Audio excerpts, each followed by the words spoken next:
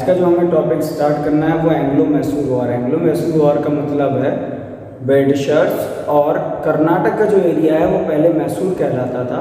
तो वहाँ पे जो राजा थे टीपू सुल्तान और उनके फादर हैदर अली, उनके बीच में जो क्या हुए वॉर्स हुए, हम आज उनको डिस्क्राइब करेंगे। और उससे पहले हमने क्या क्या पढ़ा है वो आप पिछली वीडियोस में देख चुके हैं। इस वीडियो के साथ आपको लिंक में डिस्क्रिप्शन में मिल जाएगा, ठीक है। तो अगर आपका पुराना कोई टॉपिक छूटा हुआ है तो आप वो टॉपिक वहाँ से कवर कर सकते हैं। लास्ट वीडियो में हमने क्या देखा था, बैटल ऑफ प्लासी और बैटल ऑफ बक्सर। और उसके साथ ही क्या हो गया था कि बंगाल का जो एरिया था, जो लार्ज प्रोड्यूसिंग एरिया था, वो ब्रिटिशर्स के कंट्रोल में कम्प्लीटली आ चुका था। पहले प्लासी में ब्रिटिशर्स सिराजुद्दौला को हराते हैं और बक्सर में मीर जाफर को, और अवध के राजा और जो मुगल्स एम्पायर के राजा थे उनका जो अलायंस था उनको हराते हैं। और ब्रिटिश सबसे ज़्यादा पावरफुल उस टाइम पे इंडिया में होने लगते हैं। तो उसी के टाइम की एक कंडीशन बनती है कर्नाटका या मैसूर की। कर्नाटक को पहले मैसूर के नाम से जाना जाता था और श्रीरंगपट्टनम जो है वो वहाँ की कैपिटल हुआ करता था। तो पहले हम कंडीशन समझेंगे कि किस तरह से क्या था मैसूर का एम्पायर था।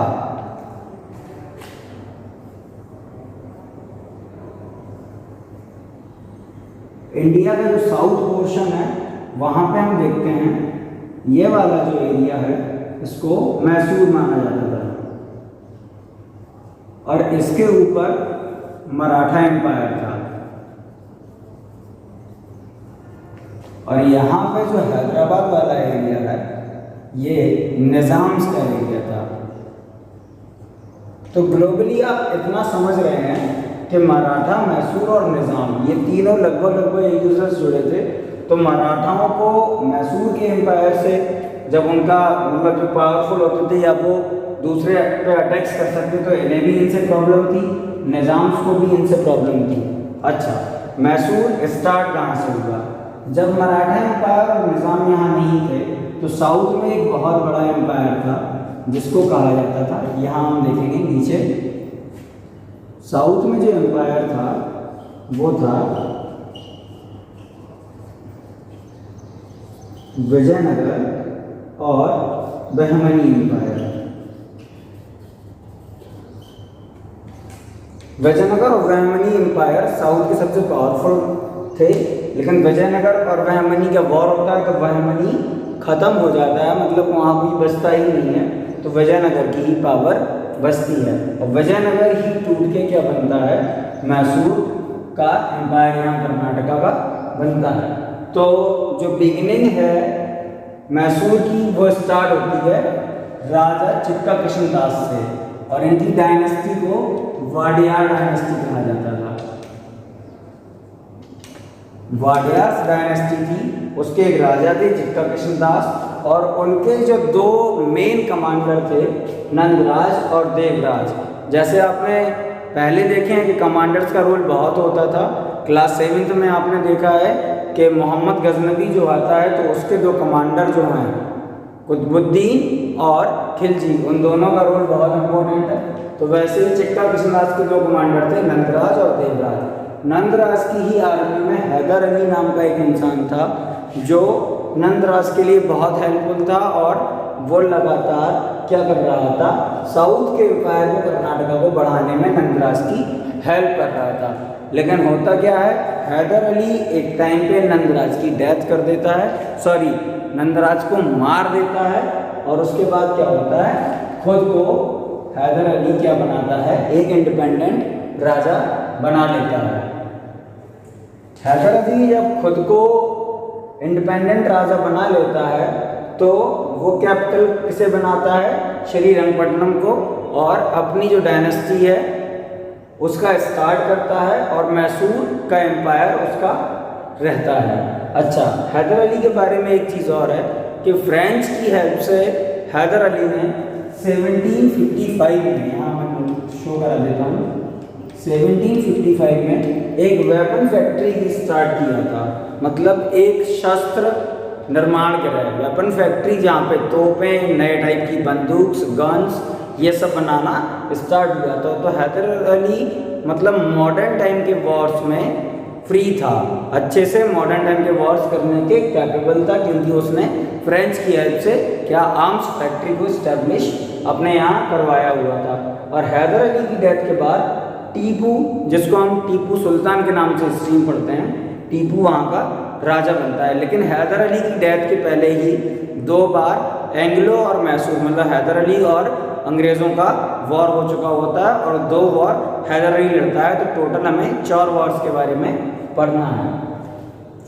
तो हैदर अली जब बनता है तो हैदर अली से हमें एक चीज़ याद रखनी है कि जैकोबिन क्लब जो श्रीरंगपट्टनम में बना है, उसको हैदर अली ने फ्रेंच के लिए या फ्रेंच की हेल्प से बनवाया था।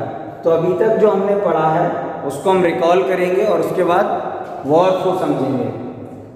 जो साउथ का एम्पायर था वहाँ मराठा, मैसूर और निज़ाम पावरफुल थे, ठीक है। तीनों को एक दूसरे से प्रॉब्लम्स थी। मैसूर जो इस्टेब्लिश हुआ था वो विजयनगर और ब्रह्मणी के एम्पायर की वॉर के बाद, इन दोनों जब एम्पायर की लड़ाई हुई तब मैसूर स्टार्ट हुआ। मैसूर के राजा चित्ता कृष्णदास थे जो वाडिया डायनेस्टी से थे। उनके 2 कमांडर नंदराज और देवराज। नंदराज की आर्मी में हैदर अली नाम का एक आदमी था जिसने साउथ में नंदराज की बहुत हेल्प की, क्या करने में, एम्पायर को आगे बढ़ाने में। और हैदर अली एक टाइम पे नंदराज को मार देता है और अपने इंडिपेंडेंट एम्पायर को स्टार्ट करता है। और हैदर अली से हमें एक चीज़ याद रखनी है कि 1755 में एक आर्म्ड फैक्ट्री हैदर अली ने फ्रेंच की हेल्प से स्टार्ट कराई। हैदर अली की डेथ हुई 2nd मैसूर एंग्लो वॉर में, और उसके बाद टीपू सुल्तान क्या बना, वहाँ का राजा बना। और टीपू सुल्तान ने क्या बनवाया, जैकोबिन क्लब। तो जैकोबिन क्लब हमें याद रखना है। 1755 में हैदर ने जो आर्म फैक्ट्री बनाई वो हमको याद रखना है। बाकी ये फिजिकल ग्राफ आपको समझाने के लिए था, तो इसमें ज़्यादा कुछ है भी नहीं और आप आसानी से समझ जाएंगे कंडीशन क्या थी। निज़ाम का मतलब आप ऐसे समझ सकते हैं, मराठा को हमने समझे हैं, शिवाजी, शंभूजी, नाना साहेब और पेशवा। उसके बाद क्या था, शिवाजी की डायनेस्टी के 4-5 स्टेप के बाद वहाँ पे पेशवाई आने लगी थी, मतलब मेन रोल पेशवाओं का हो गया था मराठा में। और निज़ाम को आप ऐसे समझ सकते हैं कि निज़ाम मतलब जो वो लोग हैं, निज़ाम जिन्होंने, आप जब इंडिपेंडेंसी को पढ़ेंगे तो निज़ाम ने कहा था कि हम पाकिस्तान के साथ जाएंगे, तो इसको हम आगे पढ़ेंगे। जब इंडिपेंडेंसी को पढ़ेंगे तो निज़ाम को बहुत क्लियर कर लेंगे। तो होता क्या है, फर्स्ट वॉर की स्टार्टिंग कहाँ से होती है। देखिए, जब भी हम वॉर्स को पढ़ रहे होते हैं तो हमें 2 या 3 चीज़ें बहुत अच्छे से समझनी होती हैं।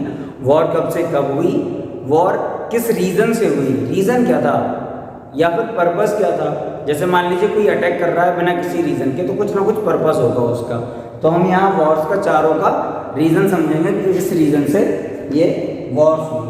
तो पहली बार जो वॉर जो हुई है वो 1767 से 1769, मतलब 2 ईयर्स चली हैं। और जो लास्ट ईयर है इसको आप याद रखेंगे, लास्ट ईयर में तो मतलब वॉर खत्म हो जाता है। और जब वॉर खत्म होता है तो ट्रीटी साइन होती है। ट्रीटी मतलब 2 लोग साथ में बैठ जाएं और डिसाइड कर लें कि अब आप ऐसा नहीं करेंगे, अब आप ऐसा नहीं करेंगे, आपकी ये लिमिटेशंस हैं, आपकी ये लिमिटेशंस हैं। तो ट्रीटी जो भी पूछी जाएंगी वो वॉर के लास्ट ईयर में होंगी। तो ट्रीटी याद करने की ज़रूरी नहीं है, केवल ट्रीटी का प्लेस याद करना ज़रूरी है। तो पहली वॉर की ट्रीटी जो हुई थी मद्रास में हुई थी।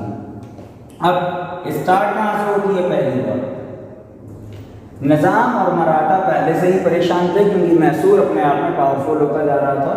तो ब्रिटिशर्स को भी प्रॉब्लम थी क्योंकि जितना भी ट्रेड होता था ब्रिटिशर्स का वो हमेशा सी पोर्ट पे होता था। तो कर्नाटक का लार्ज एरिया सी पोर्ट्स पे आता था।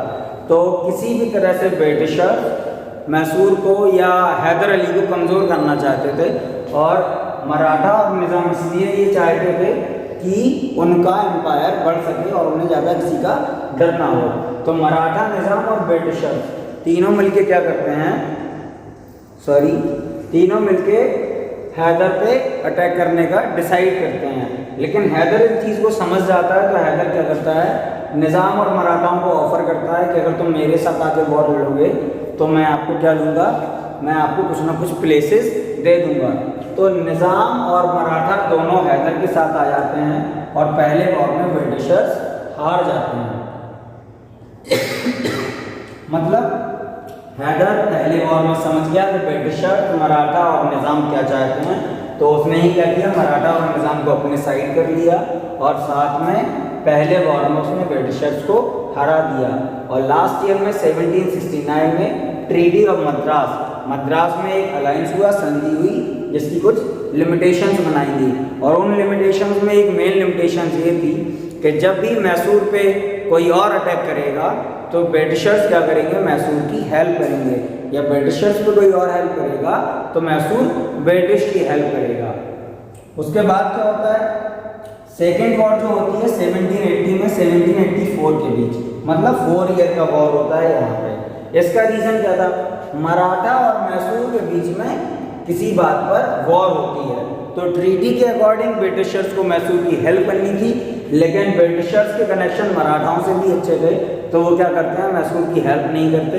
और इसी बात से हैदर अली नाराज़ हो जाते हैं और ब्रिटिशर्स और मैसूर के बीच में वॉर होता है। और इसी वॉर में हैदर अली की डेथ हो जाती है। तो हैदर अली की डेथ अगर कभी पूछी जाती है तो अगर आप सेकेंड वॉर याद रखते हैं कि 1784 में होगा और इसी वॉर में क्या होगा, हैदर अली की डेथ हुई, तो 1784 आप ऐसे याद रख सकते हैं। और जो ट्रीटी हुई वो मंगलौर की ट्रीटी हुई। ट्रीटी मैंने आपको बताया कि लास्ट ईयर में होगी, तो 1784 में ही ट्रीटी होगी। अच्छा, इस वॉर में फिर हैदर अली के मरने के बाद टीपू कमांड संभालते हैं और ये वॉर इक्वली रुक जाता है, मतलब इस वॉर का कोई रिजल्ट नहीं आता। दोनों ब्रिटिशर्स और टीपू सुल्तान दोनों ही इस वॉर को ख़त्म कर देते हैं और फिर से ट्रीटी साइन होती है, treaty of Mangalore. Treaty of Mangalore के अकॉर्डिंग क्या होता है कि फिर से वही चीज़ें कि लिमिटेशंस रहेंगी, आप इंटरप्ट नहीं करेंगे, हम इंटरप्ट नहीं करेंगे, आपको जो हेल्प चाहिए होगी आप हमसे लेंगे, आपको अपने सी पोर्ट से जहाज़ भेजने हैं वो भी हम उसका प्रबंध कराएंगे। तो उस तरह से ट्रीटी साइन हो जाती है, ठीक है। थर्ड वॉर क्या होती है, 1790 से 1792, मतलब 2 ईयर्स की वॉर। पहली वॉर 2 ईयर चलती है, दूसरी वॉर 4 ईयर्स चलती है, थर्ड वॉर फिर से 2 साल चलती है। तो थर्ड वॉर का जो रीज़न है, टीपू ये चीज़ समझ चुका था कि ब्रिटिशर्स को हराना मॉडर्न टेक्निक से, अगर ब्रिटिशर्स को हम हरा सकते हैं तो मॉडर्न टेक्निक से हरा सकते हैं, इसके अलावा कोई हमारे पास ऑप्शन नहीं है। तो उसने फ्रेंच की हेल्प लेना चालू की, फ्रेंच अपने दूतों को भेजा, वहाँ से फैक्ट्री इस्टेब्लिशमेंट, गन्स, तो ये सब उसने बनवाना अपने यहाँ चालू किया।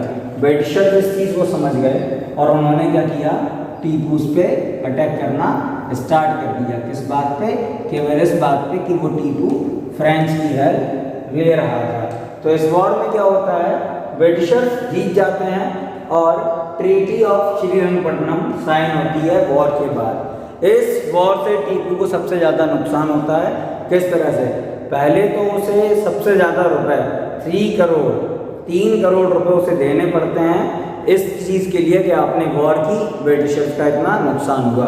दूसरी चीज़, लगभग आधा मैसूर रह जाता है, मतलब आधा मैसूर। अब समझ लो आप, इतना बड़ा एम्पायर है, तो इतना एम्पायर अगर ब्रिटिशर्स की कंट्रोल में चला जाएगा तो एक राजा की ऑटोमेटिकली क्या होगी, पावर कम हो जाएगी। तो आधा राज्य ब्रिटिशर्स को चला जाता है, ठीक है। और इस वॉर में ही क्या मराठा और निज़ाम ब्रिटिश को हेल्प करते हैं। तो मालवार और डिंडीगुल ये 2 जगह हैं जो मराठा और निज़ाम को दे दी जाती हैं, किससे, टीपू से लेकर। तो टीपू को वीक करने वाला जो पहला वॉर है वो है थर्ड वॉर। इस वॉर में क्या हुआ, इसको हम रिकॉल करेंगे। ब्रिटिशर्स जीत गए, रीज़न क्या था, फ्रेंच की हेल्प से टीपू अपना क्या कर रहा था, वेपन्स का निर्माण कर रहा था। और इसी वॉर में क्या होता है, ब्रिटिशर्स जीतते हैं तो आधा एम्पायर मैसूर का बचता है, 3 करोड़ रुपए टीपू से ले दिए जाते हैं, ठीक है। और मालवार और डिंडीगुल की जगह निज़ाम और मराठाओं को दे दी जाती है।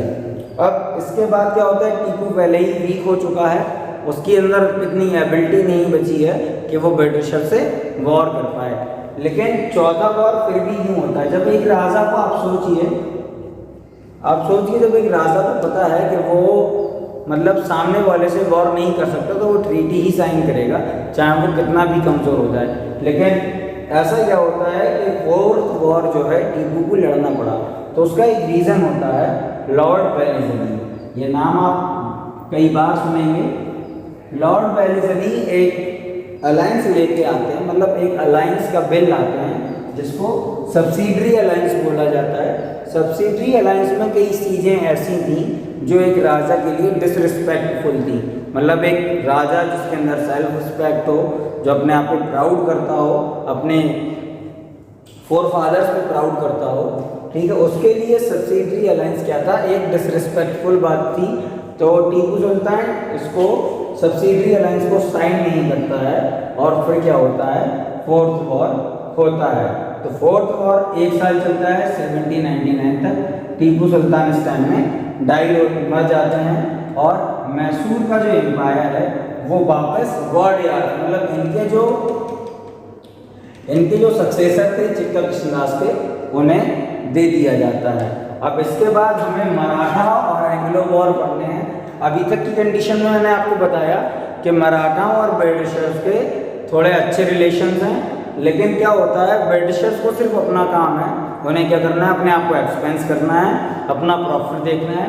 तो जब भी मराठा उनके रास्ते में आएंगे तो वो मराठाओं से ही वॉर करते हैं, साथ में पंजाब पे वॉर करते हैं, सिखों पे भी वॉर करते हैं। तो हम अगले वीडियो में मराठा एंग्लो वॉर्स को क्लियर करेंगे।